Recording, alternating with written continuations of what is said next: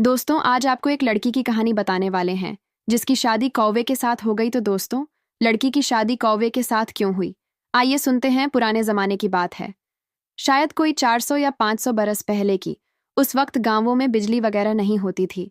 शाम होते ही पूरा इलाका जैसे चुप्पी ओढ़ लेता था। लोग सूरज ढलते ही अपने अपने चूल्हों पर रोटियां सेकते और फिर जल्दी सो जाते।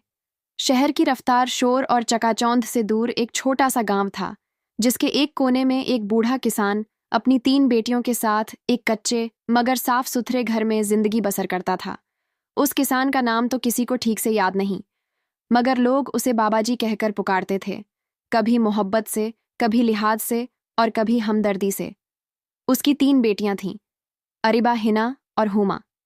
तीनों बच्चियां जवान हो चुकी थीं, उम्र 21 से 24 के दरमियान। बड़ी अरीबा लंबी, रंग गोरा, आंखों में थोड़ा घमंड, मगर लहजा हमेशा नरम। मझली हिना चुपचाप रहने वाली, मगर नजरें तेज। और सबसे छोटी हुमा सांवली, सादी सी, मगर आंखों में एक अजीब सी हिम्मत, जैसे हर बात पर भरोसा कर ले, हर सच्चाई को दिल से अपना ले। इन तीनों की मां नहीं थी। यह उस वक्त हुआ था जब हुमा सिर्फ 6 साल की थी। घर की औरत की गैर मौजूदगी ने बाबा जी को तोड़ कर रख दिया था, मगर उन्होंने कभी बेटियों में कोई फर्क नहीं किया। उनके लिए तीनों फूल बराबर थे। तीनों को साथ खेतों में ले जाते, हल भी खुद चलाते और उन्हें भी सिखाते। मिट्टी में लथपथ हो जाती बेटियां, मगर कोई शिकायत नहीं।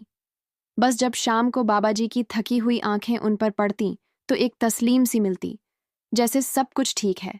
मगर हकीकत यह थी कि तीनों बेटियां बराबर नहीं थीं, कम अज कम एक दूसरे की नज़रों में तो नहीं।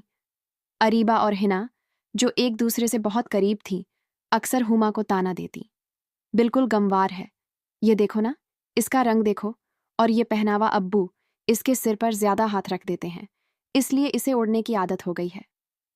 हुमा चुपचाप सुनती रहती, मुस्कुरा देती, कभी जवाब नहीं देती। बाबा जी को जब यह बातें कानों तक पहुंचती तो वह सख्ती से मना करते, मेरी तीनों बेटियां बराबर हैं, एक में भी फर्क मत करना। लेकिन बेटियों के दिलों में जो बात उतर जाए वह एक दिन जरूर बाहर आती है। एक रोज बाबा जी रात को खाना खाने के बाद अपनी चारपाई पर बैठे बैठे सोच में डूब गए। बेटियां जवान हो गई थीं, मगर अब तक किसी की शादी नहीं हुई थी। गांव में तो लोग बातें बनाने लगे थे, अरे देखो, 3 3 लड़कियां बैठी हैं और कोई रिश्ता तय नहीं हुआ। औरतें कुएं पर पानी भरते हुए कान्हा फूंसी करती, मर्द चौपाल पर अटकलें लगाते। बाबा जी के दिल में एक उलझन सी बैठ गई थी। अगर इनकी माँ जिंदा होती तो वह ढूंढती अच्छे घर, मुझे तो बस खेतों का काम आता है, घर बसाने का हुनर नहीं। उसी रात उन्होंने एक अजीब सा फैसला किया। सुबह सुबह बेटियों को बारी बारी बुलाया। मैंने एक सोचा है, उन्होंने धीरे से कहा, अब तुम तीनों अपने अपने लिए दूल्हे खुद तलाश करोगी। तीनों बेटियां हैरान। अरीबा ने झुंझलाते हुए कहा, अब्बू ये कैसे हो? यह कैसे हो सकता है? हिना भी बोली, आप हमें कहाँ भेजेंगे दूल्हा तलाशने के लिए? लेकिन हुमा कुछ नहीं बोली, वो सिर्फ बाबा की आंखों में देखती रही। बाबा जी ने समझाया, तुम तीनों को मेरे साथ बाग होगा, वहां 3 3 पेड़ लगाओगी और फिर बाग में मौजूद एक ऊंचा पेड़ काटोगी। जिसका पेड़ जिस तरफ गिरेगा उस तरफ से उसका रिश्ता होगा। अजीब सी बात थी, मगर बाबा जी का लहजा ऐसा था कि मना करने की हिम्मत किसी में नहीं थी। अगली सुबह बाबा जी एक कुल्हाड़ी, 3 जोड़ी कुदालें और एक टोकरी में 9 पौधे लेकर अपनी बेटियों को जंगल के किनारे वाले बाग में ले गए। जगह एकदम खामोश, सिर्फ हवा का हल्का सा सरसराना और पत्तों की सरसराहट। बारी बारी तीनों ने जमीन में गड्ढा खोदा और अपना अपना पौधा लगाया। फिर बाबा जी ने कहा, अब उस पुराने पेड़ को देखो, हर एक अपनी मर्जी से एक पेड़ काटे। सबसे पहले अरीबा आगे बढ़ी, कुल्हाड़ी चलाई और तने में गूंजती हुई आवाज के साथ पेड़ हिला। फिर धीरे धीरे शोर मचाता हुआ उत्तर दिशा शुमाल की तरफ गिरा। अरीबा के चेहरे पर मुस्कान खिल गई, क्योंकि उस तरफ उसकी खाला का बेटा रहता था, जिससे उसकी छुप छुप कर बातें होती थीं। उसने तो मन ही मन सोचा भी था कि पेड़ उधर ही गिरे। अब बारी थी। हिना ने बहुत सोचकर पेड़ चुना, फिर कुल्हाड़ी से वार किया, 2 3 4, और फिर अचानक वह पेड़ दक्षिण जुनूब की तरफ गिरा। हिना की आंखों में चमक आ गई, क्योंकि उस तरफ गांव का एक नौजवान लड़का था, जो अक्सर उसे कुएं के पास देखता रहता था और कुछ इशारे भी किए थे। अब बारी आई। हुमा ने चुपचाप एक पेड़ चुना, ना इधर देखा ना उधर। उसने कुल्हाड़ी उठाई और अपनी नाजुक बाजुओं से पहली बार जमीन की हकीकत से टकराई। कुल्हाड़ी चली, छाल उखड़ी, टहनियां हिली और फिर पेड़ जंगल की तरफ गिर गया। उस सन्नाटे में एक झिंझक सी भर गई। अरीबा ने जोर से हंसते हुए कहा, कहीं जंगल में कोई शेर तो नहीं है तेरा? दूल्हा हिना ने चुटकी ली, या फिर कोई भूत जो रातों को घूमता? हुमा ने नजरें झुका ली। बाबा जी ने सिर्फ पर इतना कहा, जो होगा सही होगा। उस रात कोई नहीं सोया ठीक से। अरीबा और हिना अपनी अपनी ख्वाबों की दुनिया में थी, एक दूसरे से अपने दूल्हों के बारे में बातें कर रही थीं। लेकिन हुमा अपने बिस्तर पर आंखें खोले लेटी रही। सवेरा था, सूरज अभी पूरी तरह निकला नहीं था, मगर उसकी हल्की हल्की किरणें जैसे पूरे गांव को धीरे धीरे नींद से जगा रही थीं। बाबा जी घर के आंगन में चारपाई पर बैठे थे, हाथ में लकड़ी की छड़ी, आंखें किसी पुरानी याद में डूबी हुई। उनकी तीनों बेटियां एक एक करके सामने आ गईं, तैयार होकर। आज एक अजीब सा सुकून भी था और हल्की सी बेचैनी भी, जैसे कोई सफर शुरू हो रहा हो, मगर उसकी मंजिल का अंदाजा किसी को नहीं। बाबा जी ने तीनों को देखा। उनकी आंखों में फक्र था। जिस तरफ पेड़ गिरा था, अब उसी तरफ जाओ। उन्होंने कहा, लेकिन याद रखना, तुम जिस दरवाजे पर पहुंचो हमेशा अदब से पेश आना। जो जवाब मिले उसे मान लेना। सबसे पहली थी अरीबा। उसका पेड़ गिरा था उत्तर शुमाल की तरफ, यानी उस रास्ते पर जो गांव के बाहर एक पगडंडी से निकलकर थोड़ी ऊंचाई पर बने घरों की तरफ जाता था। वहीं उसकी खाला का घर था। सफेद चादर में लिपटी, सीधा माथा और आंखों में एक भरोसा ली चली जा रही थी। उसे याद था, बचपन से जब भी खाला के घर जाया करती थी तो उनके बेटे सलामत से कभी पतंग उड़ाने को लेकर झगड़ा होता, तो कभी मिट्टी के खिलौनों को लेकर दोस्ती। मगर जैसे जैसे वक्त गुजरा, वो लड़ाइयां धीरे धीरे मुस्कानों में बदल गईं और अब तो दिल की बात बिना कहे ही समझ आती थी। जब अरीबा वहां पहुंची तो खाला ने दरवाज़ा खोला। पहली नज़र में तो हैरान, मगर जैसे ही अरीबा ने बाबा जी का नाम लिया और पूरा वाकया बयान किया, खाला की आंखें भर आईं। तो अब्बा जान ने खुद तुम्हें भेजा है। अरीबा ने सर हिलाया और पेड़ शुमाल की तरफ गिरा था। फिर हंसी की हल्की सी लकीर खाला के चेहरे पर आ गई। तो फिर क्या सोचना बेटा, अगर इसी तरफ है तो हम हाँ कहते हैं। सलामत भी तुम्हें चाहता है और मैं भी जानती हूं तुम इस घर को संभाल लोगी। अरीबा ने सिर्फ झुकाकर शुक्रिया अदा किया। खाला ने उसे गले से लगाया और रुखसत किया। जब वह वापस बाबा जी के घर पहुंची तो उसके चेहरे पर वही रोशनी थी जो बात हो जाने के बाद आ जाती है। अब बारी थी हिना की। उसका पेड़ गिरा था दक्षिण जुनूब की ओर, और वह रास्ता गांव से थोड़ा दूर जाता था। उस रास्ते पर एक पुराना कुआं आता था, जिसके पास एक वक्त में हिना की माँ की बचपन की सहेली रहा करती थी। नाम तो अब धुंधला हो गया था, मगर चेहरा नहीं भूला था। हिना अकेले ही चली, न तेज कदम न सुस्त, बस एक यकीन के साथ उसकी माँ की। वह सहेली अब बुजुर्ग हो चुकी थी, मगर जब दरवाज़ा खटखटाया और अंदर से एक औरत की थकी हुई मगर जिंदा दिल आवाज़ आई, तो हिना को यकीन हो गया कि वह सही जगह पर आई है। अरे हिना, तुम हो ना? कितना वक्त हो गया तुम्हारी माँ को गुजरे हुए। फिर कुछ देर की खामोशी, और फिर हिना ने वही बात दोहराई जो बाबा जी ने सिखाई थी। अम्मा जान ने वसीयत की थी कि जब हमारी शादी का वक्त आए तो वही रास्ता चुनना जो सीधा हो। मेरा पेड़ जुनूब की तरफ गिरा और वह मुझे आपके दर तक ले आया। बुजुर्ग औरत की आंखें भीग गईं। उन्होंने पास बुलाया, हाथ थामा और कहा, तुम्हारी माँ अगर जिंदा होती तो आज यही करती। मेरे बेटे सुल्तान को तुम पसंद हो और वह तुम्हें देखकर हमेशा ही लाजवाब हो जाता था। अब जब पेड़ भी इस तरफ गिरा है तो मैं कैसे मना करूं? हिना के दिल का बोझ उतर गया।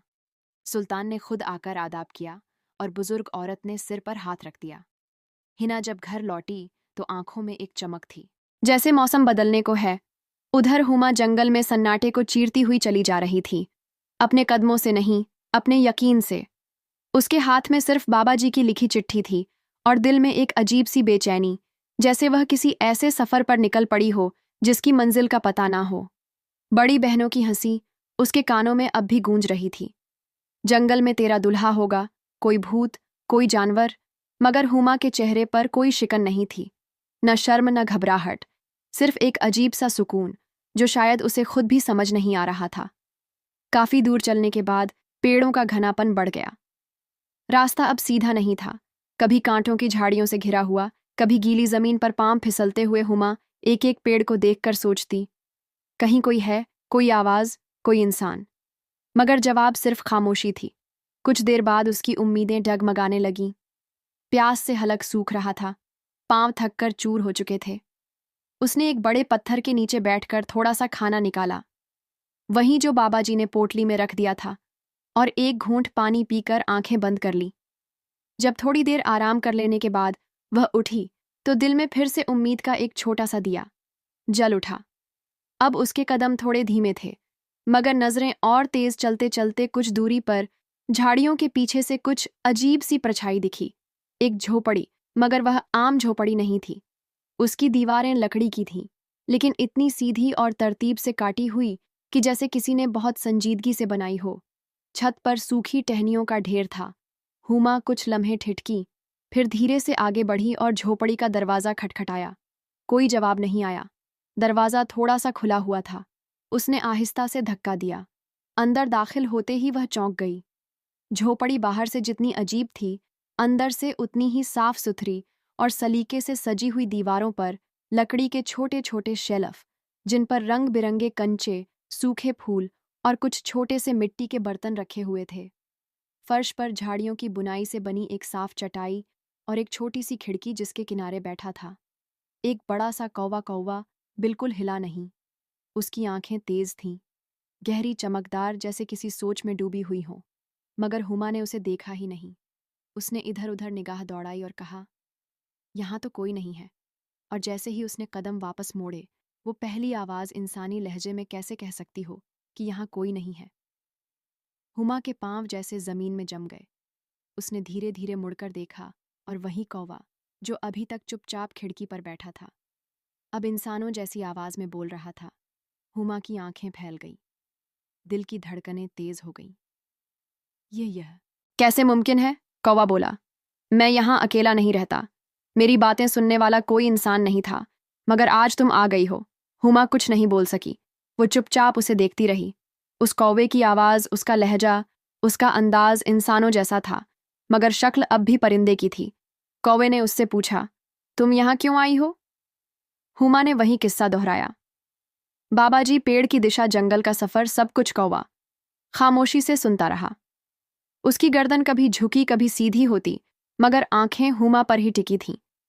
फिर कुछ देर की खामोशी के बाद कौवे ने कहा, क्या तुम मुझसे शादी करोगी? हुमा के होठों से हंसी सी निकल गई, मगर आंखें अब भी सहमी हुई थीं। तुम एक कौवा हो और मैं इंसान, यह कैसे मुमकिन है?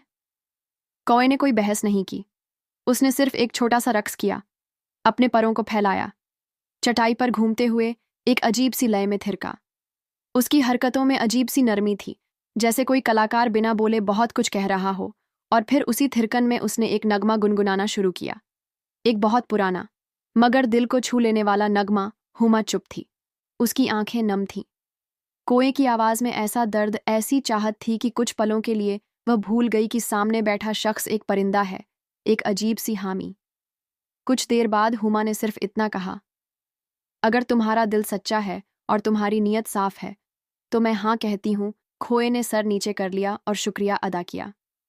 फिर हुमा उठ खड़ी हुई, झोपड़ी से बाहर निकली और वहीं पगडंडी पकड़ी जो बाबाजी के घर तक वापस जाती थी। सूरज ढलने को था, आसमान हल्का नारंगी हो गया था और पेड़ों की परछाइयां जमीन पर लंबी हो चली थी। गांव की फिजा में एक अजीब सी ताजगी थी, जैसे कोई खुशबू फैली हो जो हर किसी को छू रही थी। उस दिन जब तीनों बहनें अपने अपने सफर से वापस लौटीं, तो आंगन में एक गहरी खामोशी थी। बाबाजी नीम के पेड़ के नीचे बैठकर चाय का प्याला लिए सोच में डूबे हुए थे। जब उन्होंने बेटियों के कदमों की आहट सुनी तो सर उठाया। तीनों एक कतार में खड़ी थीं। अरीबा माथे पर शिकन, लेकिन चेहरे पर सुकून। हिना गले में चमकीली चूड़ियां, आंखों में ख्वाब, और हुमा सादा लिबास, मगर निगाहों में कोई ऐसा राज जो उनमें से किसी को नहीं पता था। बाबाजी ने पहली नज़र अरीबा पर डाली। हाँ बेटी, बताओ, किसे चुना? अरीबा ने शर्माते हुए सिर झुकाया, फिर धीमे लहजे में बोली, अब्बा, मैंने खाला के बेटे सलामत को पसंद किया है। आपने इजाज़त दी थी और पेड़ भी उसी तरफ गिरा था। बाबाजी ने मुस्कुराकर सिर हिलाया, फिर हिना की तरफ देखा। और तुम? हिना ने चूड़ी की खनक के साथ जवाब दिया। अम्मी की सहेली के बेटे सुल्तान से मुलाकात हुई। मैंने दिल की बात कह दी और उन्होंने भी हामी भर दी। बाबाजी ने फिर सिर झुकाकर हामी दी। खुश रहो बेटा, दोनों बहनें अपने मनपसंद घरों में जाएं। यही मेरी चाह थी। फिर उनकी नज़र पड़ी हुमा पर, जो अब भी चुप थी। अरीबा और हिना ने देखा कि हुमा अब भी कुछ नहीं बोल रही। अरीबा ने आंखों ही आंखों में हिना को देखा और फिर मुस्कुराकर, पहली आवाज इंसानी लहजे में कैसे कह सकती हो कि यहाँ कोई नहीं है। हुमा के पांव जैसे जमीन में जम गए। उसने धीरे धीरे मुड़कर देखा और वहीं कौवा, जो अभी तक चुपचाप खिड़की पर बैठा था, अब इंसानों जैसी आवाज में बोल रहा था। हुमा की आंखें फैल गईं, दिल की धड़कनें तेज हो गईं। यह कैसे मुमकिन है? कौवा बोला, मैं यहां अकेला नहीं रहता। मेरी बातें सुनने वाला कोई इंसान नहीं था, मगर आज तुम आ गई हो। हुमा कुछ नहीं बोल सकी। वो चुपचाप उसे देखती रही। उस कौवे की आवाज, उसका लहजा, उसका अंदाज इंसानों जैसा था, मगर शक्ल अब भी परिंदे की थी। कौवे ने उससे पूछा, तुम यहां क्यों आई हो? हुमा ने वही किस्सा दोहराया। बाबा जी, पेड़ की दिशा, जंगल का सफर, सब कुछ। कौवा खामोशी से सुनता रहा। उसकी गर्दन कभी झुकी, कभी सीधी होती, मगर आंखें हुमा पर ही टिकी थीं। फिर कुछ देर की खामोशी के बाद कौवे ने कहा, क्या तुम मुझसे शादी करोगी? हुमा के होठों से हंसी सी निकल गई, मगर आंखें अब भी सहमी हुई थीं। तुम एक कौवा हो और मैं इंसान, ये कैसे मुमकिन है? कौवे ने कोई बहस नहीं की। उसने सिर्फ एक छोटा सा रक्स किया, अपने परों को फैलाया, चटाई पर घूमते हुए एक अजीब सी लय में थिरका। उसकी हरकतों में अजीब सी नरमी थी, जैसे कोई कलाकार बिना बोले बहुत कुछ कह रहा हो। और फिर उसी थिरकन में उसने एक नगमा गुनगुनाना शुरू किया, एक बहुत पुराना मगर दिल को छू लेने वाला नगमा। हुमा चुप थी, उसकी आंखें नम थीं। कोए की आवाज में ऐसा दर्द, ऐसी चाहत थी कि कुछ पलों के लिए वह भूल गई कि सामने बैठा शख्स एक परिंदा है, एक अजीब सी हामी। कुछ देर बाद हुमा ने सिर्फ इतना कहा, अगर तुम्हारा दिल सच्चा है और तुम्हारी नीयत साफ है तो मैं हाँ कहती हूँ। खोए ने सर नीचे कर लिया और शुक्रिया अदा किया। फिर हुमा उठ खड़ी हुई, झोपड़ी से बाहर निकली और वहीं पगडंडी पकड़ी जो बाबा जी के घर तक वापस जाती थी। सूरज ढलने को था, आसमान हल्का नारंगी हो गया था और पेड़ों की परछाइयां जमीन पर लंबी हो चली थीं। गांव की फिजा में एक अजीब सी ताजगी थी, जैसे कोई खुशबू फैली हो जो हर किसी को छू रही थी। उस दिन जब तीनों बहनें अपने अपने सफर से वापस लौटीं, तो आंगन में एक गहरी खामोशी थी। बाबा जी नीम के पेड़ के नीचे बैठकर चाय का प्याला लिए सोच में डूबे हुए थे। जब उन्होंने बेटियों के कदमों की आहट सुनी तो सर उठाया। तीनों एक कतार में खड़ी थीं, अरीबा माथे पर शिकन, लेकिन चेहरे पर सुकून। हिना गले में चमकीली चूड़ियां, आंखों में ख्वाब, और हुमा सादा लिबास, मगर निगाहों में कोई ऐसा राज जो उनमें से किसी को नहीं पता था। बाबा जी ने पहली नजर अरीबा पर डाली। हाँ बेटी, बताओ किसे चुना? अरीबा ने शर्माते हुए सिर झुकाया, फिर धीमे लहजे में बोली, अब्बा, मैंने खाला के बेटे सलामत को पसंद किया है। आपने इजाजत दी थी और पेड़ भी उसी तरफ गिरा था। बाबा जी ने मुस्कुराकर सिर हिलाया, फिर हिना की तरफ देखा। और तुम? हिना ने चूड़ी की खनक के साथ जवाब दिया, अम्मी की सहेली के बेटे सुल्तान से मुलाकात हुई। मैंने दिल की बात कह दी और उन्होंने भी हामी भर दी। बाबा जी ने फिर सिर झुकाकर हामी दी। खुश रहो बेटा, दोनों बहनें अपने मनपसंद घरों में जाएं। यही मेरी चाह थी। फिर उनकी नजर पड़ी हुमा पर, जो अब भी चुप थी। अरीबा और हिना ने देखा कि हुमा अब भी कुछ नहीं बोल रही। अरीबा ने आंखों ही आंखों में हिना को देखा और फिर मुस्कुराकर तंज कसा, क्या बात है हुमा, अभी तक कुछ नहीं बताया? लगता है तेरे दूल्हे के दांत बहुत बड़े हैं और कान वह तो शायद छत तक पहुंचते हो। हिना ने हंसी दबाते हुए कहा, या फिर कोई जंगल का दरिंदा है जो दिन में सोता है और रात को शिकार करता है। हुमा को डर लग रहा होगा। उसका नाम लेने से हुमा ने गहरी सांस ली। उसकी आंखों में गुस्सा नहीं था, बल्कि एक ठंडी सी समझदारी थी। उसने दोनों को देखा और फिर बहुत ही सादा लहजे में कहा, नहीं, ऐसी कोई बात नहीं, मेरा शौहर बहुत अच्छा है। हिना हंसी तो फिर बताती क्यों नहीं? या फिर वह शौहर पेड़ों पर उड़कर आता है? अरीबा तंज कसते हुए बोली, या शायद उसे उड़ने में देर हो गई, इसीलिए बता नहीं पा रही। हुमा अब भी मुस्कुरा रही थी। तुम लोग मानो या ना मानो, लेकिन मेरा दूल्हा शहजादों से कम नहीं। उसके लहजे में वो ठहराव था जो किसी यकीन से आता है। दोनों बहनों के चेहरे पर हल्की सी चुप्पी छा गई, मगर उन्होंने बात को हंसी में उड़ाने की कोशिश की। अच्छा, अच्छा, तो अब तो हमें देखने का इंतजार रहेगा। जरूर कोई ऐसा होगा जो इंसानों में नहीं मिलता। काश हमें भी जंगल भेजा होता। उस रात घर में अजीब सा माहौल था। अरीबा और हिना अपनी शादी की बातों में मशगूल थी। चूड़ियां कौन सी आएंगी, कपड़े किस रंग के होंगे, बारात कैसी होगी। मगर हुमा चुपचाप अपने कमरे में बैठी रही, हाथ में बाबा जी की चिट्ठी और आंखों में उस कौवे की आवाज। बाहर से देखने पर वह एक समान लड़की थी, मगर उसके दिल में अब एक ऐसा रिश्ता पलने लगा था। बाबा जी तीनों बेटियों को देख रहे थे। वह जानते थे बड़ी दो बेटियां अब अपनी राह पर हैं, मगर हुमा, उसकी चाल, उसकी आंखें, उसका लहजा सब बदल गया है। कभी वह छोटी सी बच्ची जो माँ के बिना सहमी रहती थी, आज इतनी मजबूत कैसे हो गई। बाबा जी ने दिल ही दिल में सोचा, इस बच्ची ने कुछ देखा है, कुछ ऐसा जो हम समझ नहीं सकते। लेकिन मैं जानता हूं, अगर यह मुस्कुरा रही है तो जरूर कोई सच्चा रिश्ता मिला है। इसे अगले दिन शाम ढल रही थी। आसमान पर धूप और छांव की लकीरें एक दूसरे से जुदा होने लगी थीं। आंगन में हल्की हवा चल रही थी और नीम के पेड़ की पत्तियां सरसराने लगी थीं, जैसे कोई आने वाली बात की आहट दे रही हो। बाबा जी अपनी पुरानी चारपाई पर बैठे हुए थे। उनके माथे पर सिलवटें थीं, मगर आंखों में एक अलग सा सुकून। उनकी तीनों बेटियां घर के अंदर थीं। कोई खाना बना रही थी, कोई पानी भर रही थी और कोई खामोश बैठकर कुछ सोच रही थी। अचानक बाबा जी ने गला खारकर सबको बुलाया। तीनों बेटियां आकर सामने खड़ी हो गईं।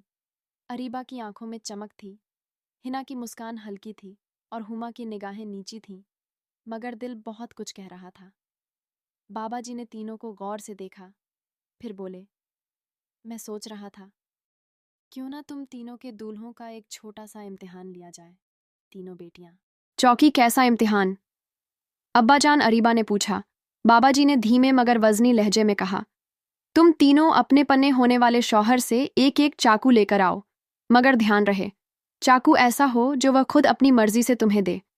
कोई जबरदस्ती, कोई बहाना नहीं। बस जाकर कह दो कि अब्बाजान ने मांगा है। यह सुनते ही अरीबा और हिना के चेहरों पर जैसे रोशनी सी फैल गई। जैसे आपका हुक्म अब्बाजान, अरीबा बोली। हम तो अभी लेकर आते हैं, सुल्तान और सलामत तो हमें देखे बगैर रह ही नहीं सकते। हिना ने फक्र से कहा। दोनों ने अंदर जाकर अपने पन्ने दुपट्टे संवारे, चूड़ियां खनकाईं और इतराती हुई दरवाजे से बाहर निकल गई। अब हुमा रह गई अकेली। बाबा जी ने उसकी तरफ देखा। आंखों में सवाल था, मगर लहजे में नरमी। हुमा बेटा, तुम नहीं जाओगी? हुमा ने सिर झुका लिया। दोनों बड़ी बहनें जो थोड़ी ही दूरी पर खड़ी थीं, उनकी हंसी दब ना सकी। अरे अब्बा जान, हुमा का शौहर तो जंगल का शहजादा है ना। शायद वह चाकू पेड़ों के पत्तों से बनाता होगा, या फिर उसके पास सोने का चाकू होगा, लेकिन छुपा कर रखा होगा। पंखों के नीचे हुमा ने कुछ नहीं कहा, मगर उसका दिल अंदर से डोल गया। उसने खुद से सवाल किया, का चाकू क्या वाकई उसके पास कुछ होगा? उसके दिल में हलचल मचने लगी।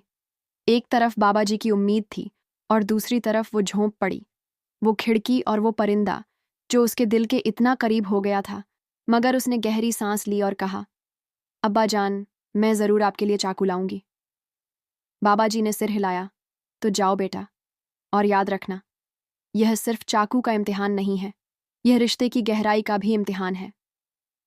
अरीबा अपनी खाला के घर की ओर निकल पड़ी, दिल में यकीन, चेहरे पर इत्मीनान। हिना भी अपने रास्ते बढ़ चली और हुमा ने अपनी पोटली उठाई, अपने पैरों में चप्पल पहनी और फिर उसी रास्ते पर चल दी जो कांटों से भरा, तंग और खामोश था।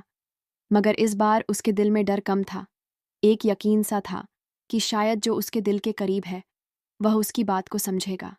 जंगल वहीं था, मगर इस बार हुमा के कदमों में एक तेजी थी, जैसे दिल की धड़कनों को भी पीछे छोड़ चुकी हो। रास्ते में अब डर नहीं था, न थकान, सिर्फ एक सवाल था जो उसके माथे पर लिपटा हुआ था, क्या वाकई वो मुझे चाकू देगा?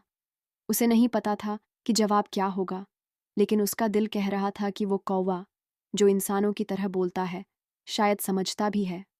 झाड़ियों से गुजरते हुए, कांटों को चीरते हुए जब हुमा उस झोपड़ी के सामने पहुंची, तो सूरज की आखिरी किरणें आसमान से उतर रही थीं।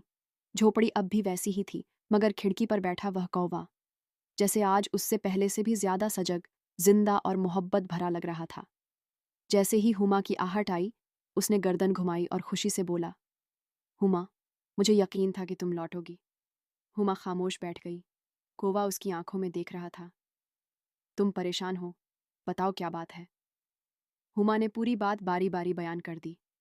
बाबा जी का इम्तिहान, चाकू की मांग, बहनों की तंज, सब कुछ। कौवा खामोश रहा। कुछ देर फिर बोला, अगर मैं कहूं कि मैं तुम्हें चाकू दे सकता हूं तो क्या तुम मानोगी? हुमा एकदम चौंक गई। तुम? लेकिन कैसे? क्या तुम्हारे पास सच में कोई चाकू है? कौवा मुस्कुराया, अपने परों से उड़कर खिड़की के पास गया और वहां एक छोटा सा कपड़ा पड़ा हुआ था, हल्का सा धूल से ढंग का। उसने चोंच से वह कपड़ा हटाया और नीचे से निकला एक चमचमाता हुआ चाकू। हुमा की आंखें फैल गईं। चाकू कोई मामूली औजार नहीं था। उसका हाथ चांदी से जड़ा हुआ, उस पर जटिल नक्काशी और धार इतनी साफ कि रोशनी उसमें से टकराकर जैसे चमकने लगी। यह चाकू तो किसी बादशाह का लगता है। हुमा के होठों से निकला। कौवा ने धीरे से कहा, मेरे पास सब कुछ नहीं है, मगर जो कुछ है वह तुम्हारा है। इस चाकू की असलियत कभी बताऊंगा, लेकिन आज इसे लेकर जाओ और अपने अब्बा को दे दो। हुमा ने कांपते हाथों से चाकू लिया, जैसे कोई अनोखी चीज हो जो बहुत वक्त से उसी के इंतजार में रखी गई हो। कुछ पल दोनों की नजरें मिली, फिर एक खामोश विदाई हुई। अगली सुबह आंगन में फिर से वही सन्नाटा फैला हुआ था। बाबा जी अपनी चारपाई पर बैठे थे, पास ही एक पुराना संदूका और सामने 3 कुर्सियां। तीनों बेटियां एक एक करके आ गईं। अरीबा सबसे पहले आगे बढ़ी, अपनी चादर से एक चमकीला स्टील का चाकू निकालकर पेश किया। बाबा जी ने देखा, मजबूत, नुकीला। अच्छा था। ठीक है बेटी, उन्होंने कहा, इससे काम तो चल जाएगा। फिर हिना, उसके हाथ में भी एक खूबसूरत लकड़ी के हठे वाला चाकू था। बुरा नहीं। बाबा जी ने सर हिलाया, हलवाई से थोड़ा बेहतर है। अब बारी थी हुमा की। वो खामोशी से आगे बढ़ी और अपने दुपट्टे में लपेटा हुआ चाकू धीरे से बाबा जी की हथेली में रख दिया। बाबा जी ने जैसे ही चाकू देखा, उनके हाथ रुक गए, उंगलियां कांपने लगीं और आंखें उस चाकू की नक्काशी में खो गईं। ये चाकू, उन्होंने उसे उलट-पलट कर देखा। उसकी धार, उसकी बनावट, उसका वजन, हर चीज बता रही थी कि यह कोई मामूली चीज नहीं। यह चाकू तो किसी बादशाह के खजाने से लग रहा है। ऐसा चाकू मैंने अपनी जिंदगी में नहीं देखा। अरीबा और हिना की मुस्कानें सूख गईं। वो आगे बढ़कर देखने लगी, और जब उन्होंने वह चाकू देखा तो उनके चेहरों पर वही हैरानी थी जो उनकी आंखों में कभी नहीं आई थी। यह कहाँ से लाई? हिना ने धीरे से पूछा। किसने दिया? अरीबा ने कहा। हुमा ने सिर्फ इतना कहा, जिससे रिश्ता जोड़ा है, उसी ने दिया। बाबा जी ने हुमा की तरफ देखा, फिर चाकू की चमक को देखा, और फिर तीनों बेटियों को बराबर टोलते हुए बोले, आज मैंने तुम्हारे दूल्हों के हाथ की पहचान देखी है, अब उनकी सूरत देखना बाकी है। और फिर उन्होंने दिल में बहुत हल्की मुस्कान ली, मगर आंखें अभी भी सोच में डूबी थीं। इस चाकू के पीछे कोई ना कोई राज जरूर है। अगले दिन सुबह का वक्त था। आंगन में नीम की छांव थी, चाय की भांप थी, और एक बाप की नजरों में गहराई थी, जो अपनी बेटियों को एक एक करके दुनिया की समझ से गुजार रहा था। किसान यानी बाबा जी तीनों बेटियों के सामने बैठे थे। उनके सामने लकड़ी की छोटी सी टेबल थी, जिस पर 3 चाकू रखे थे। तीनों की बनावट अलग, मगर उनका मतलब एक ही। वह शख्स जिसने इन्हें भेजा वाकई उस लड़की की जिंदगी का हिस्सा बनने लायक है या नहीं?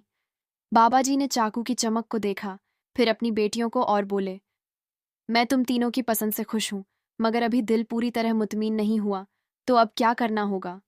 अब्बा जान, अरीबा ने पूछा, क्या कोई और इम्तिहान बाकी है? हिना ने कहा। बाबा जी ने धीरे से कहा, हाँ बेटा, अब आखिरी इम्तिहान है। अपने पन्ने दूल्हों से जाकर मेरे लिए एक अंगूठी लेकर आओ, मगर याद रहे, जबरदस्ती नहीं करनी। अगर वह दिल से दें तभी लेना। तीनों बहनों ने बाप की बात मानी। अरीबा अपनी खाला के घर की तरफ चली। एक बार फिर सलामत को देखने, उससे हौसला पाने हिना उसी जुनूब रास्ते पर चली जहां सुल्तान उसके उसके इंतजार में खड़ा था। और हुमा ने बिना एक लफ्ज कहे अपने दुपट्टा ठीक किया, पोटली उठाई और फिर उसी रास्ते पर बढ़ गई, कांटों से भरा, मगर उसे अब रुकना नहीं आता था।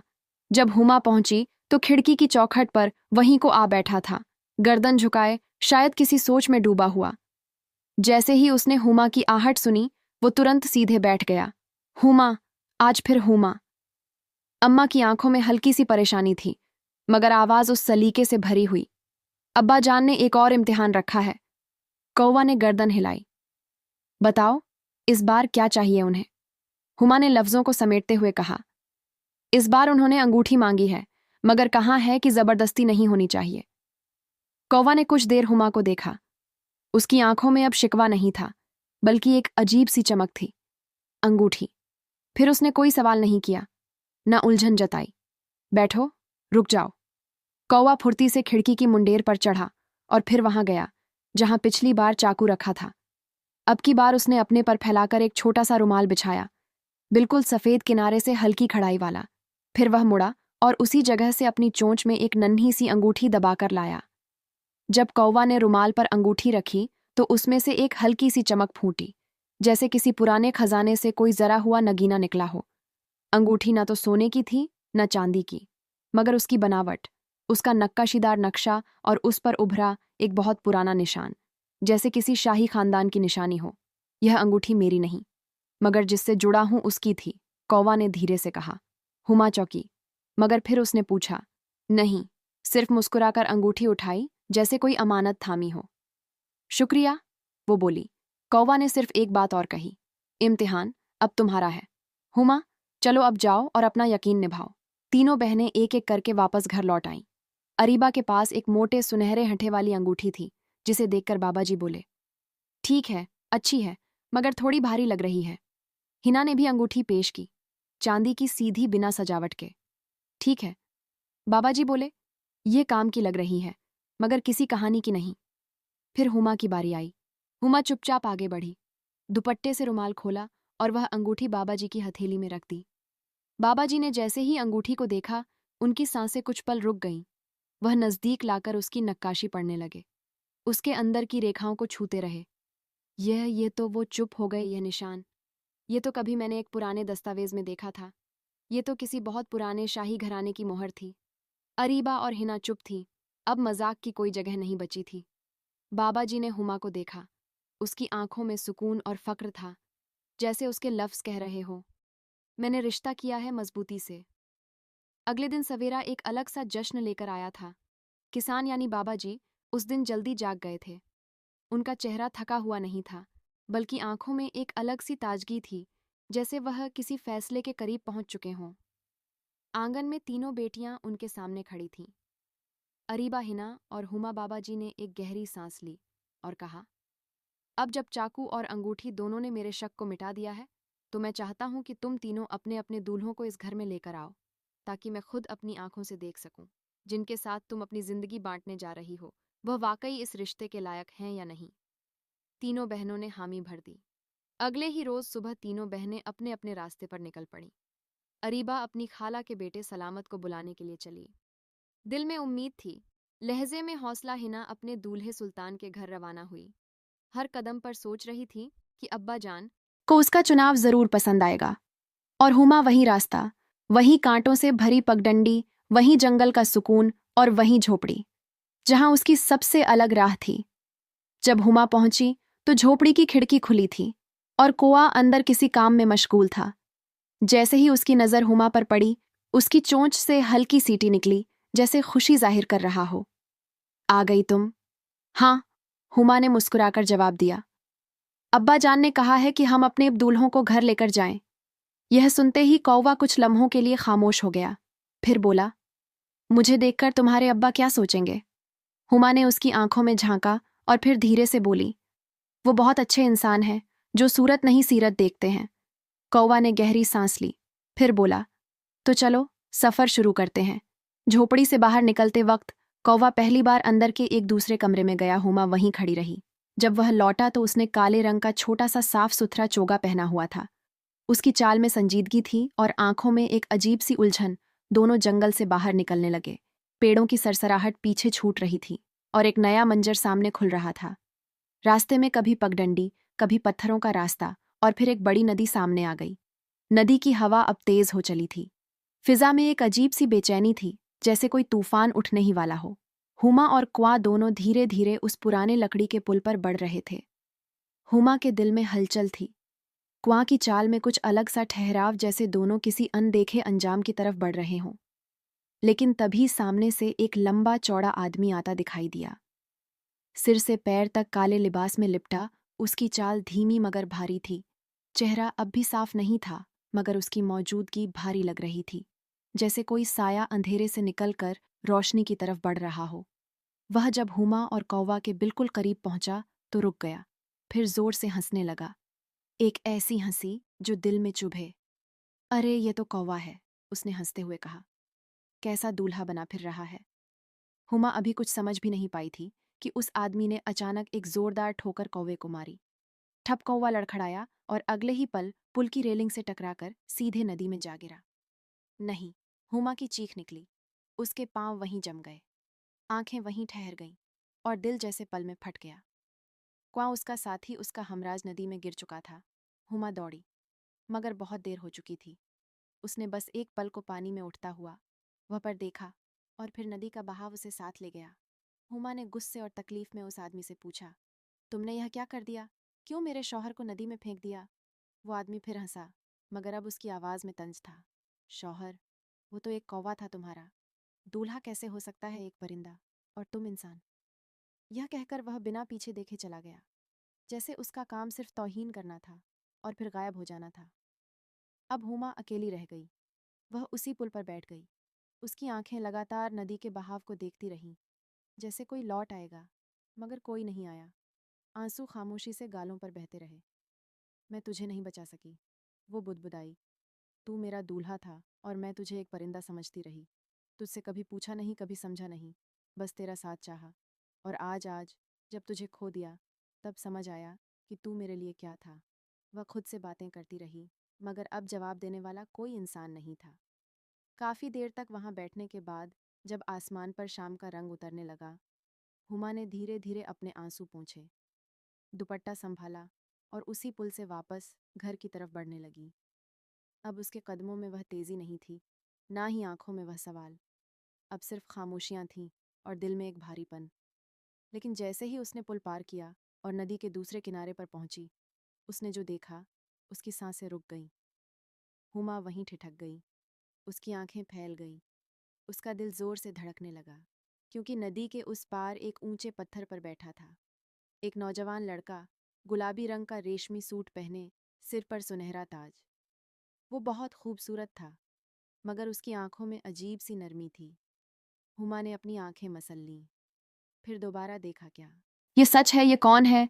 ये शहजादा कौन है?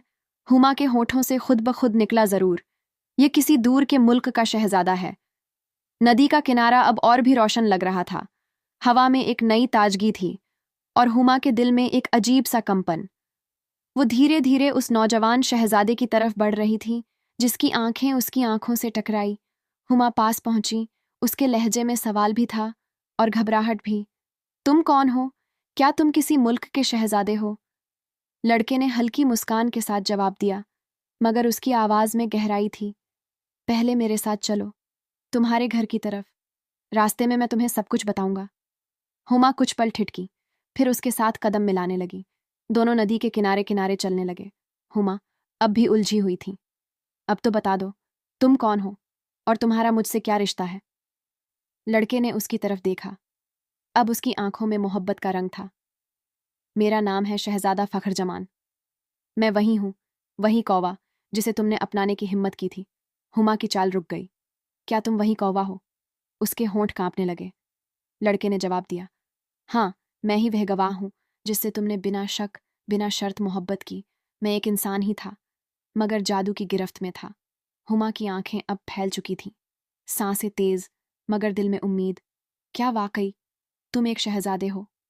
शहजादा फख जमान ने रुककर जमीन से एक छोटा पत्थर उठाया और उसे पानी में फेंका।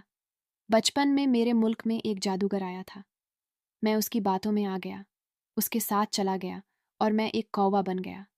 तब तक के लिए, जब तक कोई इंसान मुझे अपना मानकर मोहब्बत ना करे और मुझे अपनी मर्जी से नदी में ना गिरा दे। मैंने तुम में वह सच्चाई देखी, और जब वह अजनबी शख्स, जो शायद अचानक से आ गया था, मुझे ठोकर मारकर नदी में गिरा गया, तो जादू का असर टूट गया। हुमा के होठों पर अब कुछ कहने की ताकत नहीं थी, सिर्फ आंखों में भरोसा था और सामने चल रहा वो इंसान जो अब उसका दूल्हा, उसका उसका हमराजा था।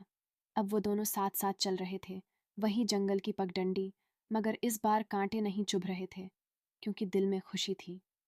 शहजादा धीरे से बोला, अब मुझे तुम्हारे अब्बा से मिलना है। मैंने तुम्हें जो अपनाया उसका ख्याल अदा करना है। हमारी शादी होगी और फिर मैं तुम्हें अपनी सल्तनत में लेकर जाऊंगा, वहां जहां तुम्हें कोई मजाक नहीं उड़ाएगा। हुमा ने पहली बार दिल से मुस्कुराकर कहा, मुझे तुमसे कोई ताज कोई सल्तनत नहीं चाहिए, मुझे सिर्फ तुम चाहिए। जैसे भी हो, कभी कौवा कभी शहजादा मगर सच्चा इंसान। आंगन में हल्की धूप थी और नियम की छांव एक बार फिर जमीन पर बिछी हुई थी। बाबा जी उसी पुरानी चारपाई पर बैठे हुए थे। सामने दो दूल्हे खड़े थे, सलामत और सुल्तान, और उनकी दुल्हनें अरीबा और हना, जो अब अपने अपने नए कपड़ों में शर्माई सी खड़ी थीं, मगर सबकी नजरें उस रास्ते पर थीं जहां से हुमा को आना था। और फिर दूर से दो परछाइयां आती दिखी। हुमा की चाल अब वह नहीं थी जो कभी झिझक से भरी होती थी। अब वह सीधी मुस्कुराती और यकीन से भरी हुई चल रही थी। उसके साथ था गुलाबी रेशम पहने, सोने का ताज सजाए एक शहजादा, जिसकी मौजूदगी ने सबकी आंखों को ठहर जाने पर मजबूर कर दिया। अरीबा और हिना के चेहरे पर पहले हैरानी थी, फिर एक हल्की सी हैरानी में डूबी हसरत। बाबा जी ने दोनों को देखा, फिर अपने दिल पर हाथ रखा और अपने आप से कहा, अगर यह झूठ है तो ऐसा झूठ कोई और करे। हुमा और शहजादा जमान आकर रुके। हुमा ने धीमे से कहा, अब्बा जान, यह है मेरे शौहर, मेरा शहजादा जैसा। मैंने कहा था। बाबा जी की आंखें नम हो गईं, मगर होठों पर एक तसल्ली भरी मुस्कुराहट थी। बेटी, तूने एक लम्हे के लिए भी अपनी बात से पीछे नहीं हटी, और आज तेरी सच्चाई मेरी आंखों के सामने खड़ी है। मैं खुश हूं, बहुत खुश, कि मेरी परवरिश गलत नहीं गई। अरीबा और हिना थोड़ी देर चुप रही, फिर एक दूसरे की तरफ देखा, और फिर हुमा की तरफ। उनकी आंखों में हसरत थी, मगर अब शिकायत नहीं। काश हमारा पेड़ भी जंगल की तरफ गिरा होता, अरीबा ने धीरे से कहा। शायद हम भी किसी शहजादे से मिलती, हिना ने जोड़ा, मगर अब वक्त हाथ से निकल चुका था। किसान ने तीनों बेटियों को पास बुलाया। अब जब तीनों ने अपने अपने शौहर को पहचान लिया है, तो अब यही उम्मीद है कि तुम्हारा रिश्ता हमेशा महफूज रहे। अरीबा ने सलामत से शादी की, सादगी से मगर मोहब्बत के साथ। हिना ने सुल्तान का साथ शादी की, थोड़ी समझदारी थोड़ी उम्मीदों के साथ। और हुमा, उसकी शादी शहजादा फख जमान से हुई, एक ऐसी शादी जो सिर्फ दिल से दिल की थी। शादी के अगले दिन जब तीनों बहनें घर के आंगन में बैठीं, तो अरीबा ने हुमा से कहा, बहन, तू सही थी। तेरी खामोशी में वह आवाज थी जो हमने कभी सुनने की कोशिश ही नहीं की। हुमा ने सिर झुकाकर जवाब दिया, मोहब्बत वो है जो शक्ल से नहीं, सीरत से शुरू होती है। जो कौवा समझा गया वो शहजादा निकला, और जो मजाक बना वह आज मिसाल बन गया। दोस्तों, असल बात यह है, किसी का मजाक नहीं बनाना चाहिए, वरना उसका उल्टा भी हो सकता है।